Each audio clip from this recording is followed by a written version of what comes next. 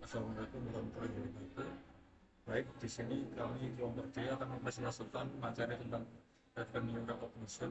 Sebelum masuk ke materi, izinkan saya untuk membuka terlebih dahulu. Nama saya Ratu Aditya, dengan akhir 205.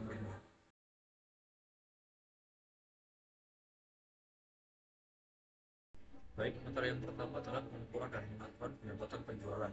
Pendapatan penjualan diukur sebesar nilai wajar imbalan yang diterima atau dapat diterima dari pengiriman barang atau jasa. Pengukuran mempertimbangkan beberapa hal sebagai berikut, yaitu potongan penjualan, retur, potongan harga, unsur variabel lainnya.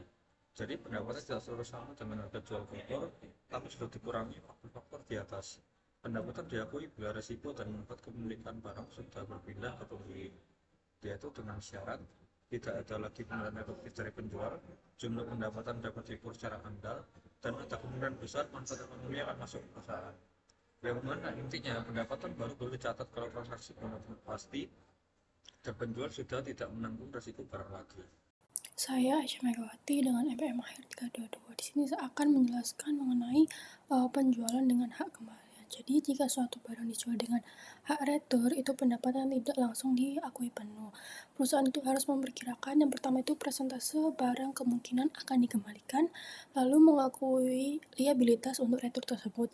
Nah, hanya bagian penjualan yang pasti atau tidak akan dikembalikan yang bisa diakui sebagai pendapatan. Contohnya, ini jika perusahaan menjual 100 juta dengan hak retur dan perkiraan 10% akan dikembalikan, maka pendapatan yang diakui itu sebesar 90 juta dan 10 juta itu dicatat sebagai kewajiban retur. Selanjutnya ada kerugian kontrak jangka panjang.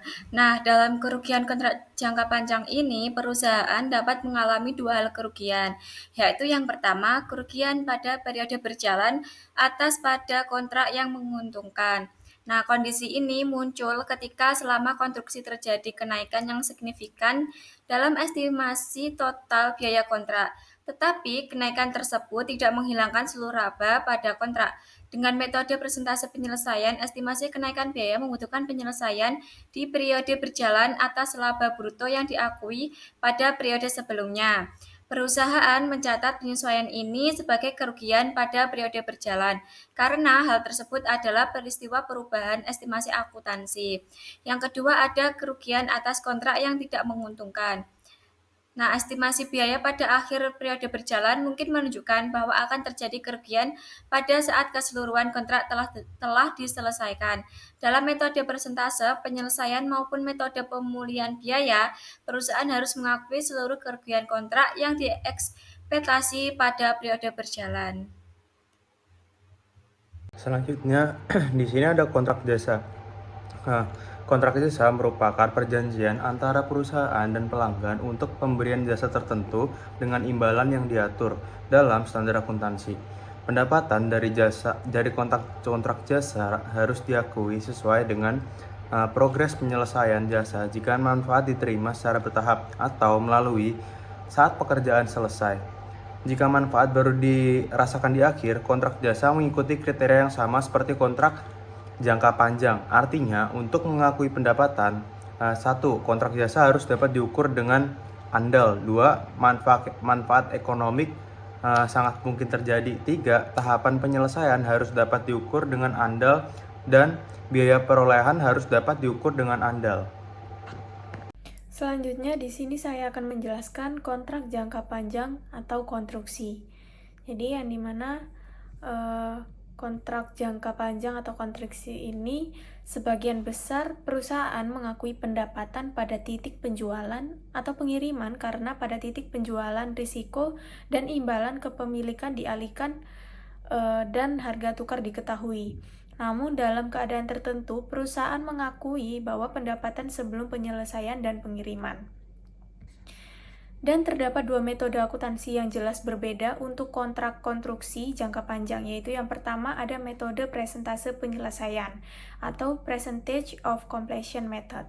Jadi yang dimana perusahaan mengakui pendapatan dan laba bruto setiap periode berdasarkan kemajuan konstruksi yang dicerminkan dalam metode presentase penyelesaian, dan perusahaan mengakumulasi biaya konstruksi ditambah laba bruto yang diperoleh sampai saat ini dalam akun persediaan atau pembangunan dalam proses, dan mengakumulasi penagihan kemajuan dalam akun kontra persediaan atau penagihan untuk pembangunan dalam proses. Lalu yang kedua ada metode pemulihan biaya atau cost recovery zero profit method, yang dimana dalam beberapa kasus pendapatan hanya diakui sebesar biaya yang dikeluarkan yang diharapkan dapat dipulihkan, dan setelah seluruh biaya diakui maka keuntungan diakui, dan perusahaan mengakumulasikan biaya konstruksi dalam akun persediaan atau pembangunan dalam proses, dan perusahaan mengakumulasi perkembangan penagihan dalam akun kontra persediaan atau penagihan pada pembangunan dalam proses, yang dimana alasan untuk menggunakan metode akuntansi presentase penyelesaian adalah berdasarkan sebagian besar kontrak ini. Pembeli dan penjual memiliki hak yang dapat diperlakukan, dan pembeli memiliki hak legal untuk meminta kinerja spesifik pada kontrak. Lalu penjual memiliki hak untuk meminta pembayaran kemajuan yang memberikan bukti tentang kepemilikan pembeli. Akibatnya, penjualan terus berlanjut terjadi saat pekerjaan berlangsung, dan perusahaan harus mengakui pendapatan sesuai dengan perkembangan tersebut. Dan perusahaan harus menggunakan metode presentase penyelesaian saat estimasi dan seluruh kondisi terpenuhi. Ada kerugian dalam periode berjalan. Jadi pada awalnya kontrak jembatan Hardat ini diperkirakan menghasilkan keuntungan, namun pada akhir 2023 biaya yang diperkirakan meningkat dari 1.134 menjadi 1.468.962. Nah, akibatnya persentase penyelesaian proyek ini turun dari 72% menjadi sekitar 66,5%. Nah, perubahan estimasi ini itu membuat perusahaan harus mengakui kerugian sebesar 48.500 di tahun 2023. Nah, itu kemudian ada perhitungannya, yaitu diketahui loss-nya di tahun 2023 itu sebesar 48.500. Nah, untuk jurnal pencatatannya itu ada construction expense sebesar 1.916.000 di sebelah debit, dan di kreditnya ada construction in process atau loss itu 48.500, dan revenue from long term contracts yaitu sebesar 1.867.500. Kemudian ada kerugian atas kontrak yang tidak menguntungkan. Jadi di sini ada metode persentase penyelesaian atau percentage of completion method. Jadi pada akhir 2023 ini estimasi biaya penyelesaian proyek meningkat signifikan menjadi 1.640.250. Nah, total biaya proyek ini menjadi 4.556.250. Nah, lebih besar dari harga kontrak, yaitu sebesar 4.500.000. Artinya kontrak ini tuh tidak menguntungkan lagi atau unprofitable. Nah, perusahaan itu harus segera mengakui kerugian total, yaitu 181.250.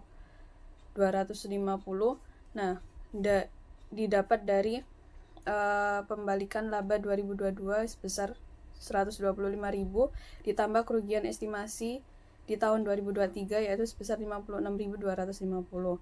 Nah, kemudian di situ ada estimate loss-nya dari di tahun 2023 yaitu sebesar 56.250.